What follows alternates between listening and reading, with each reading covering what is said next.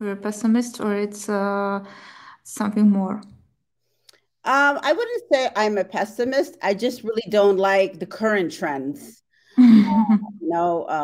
Last week, a British member of parliament said, it's time to recognize the Taliban. Even people who were once very critical of the Taliban are now saying, well, it's time to engage with them. I don't like this idea that there's no alternative to the Taliban. There are other alternatives. And I feel like, unlike the past, when the Taliban were in power in the 1990s, they were completely isolated.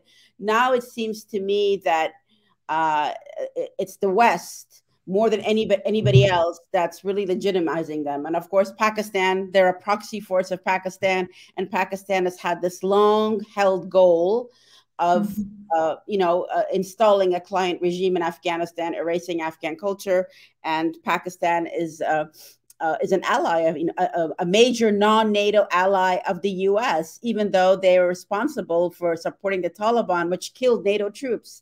So I wouldn't say I'm a pessimist, but I'm just, when I look at the current developments, it does not make me hopeful unless they change.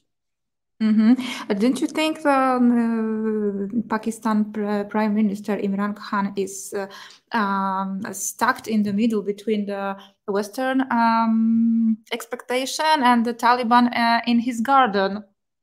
No, Imran Khan is a staunch supporter of the Taliban.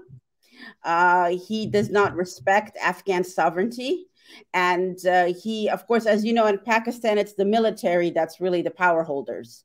And one of the reasons Imran Khan became prime minister is because he supports the military's policies in Afghanistan, very predatory, aggressive policies in Afghanistan. So Imran Khan is really an enemy of Afghanistan, and he supports the Taliban wholeheartedly.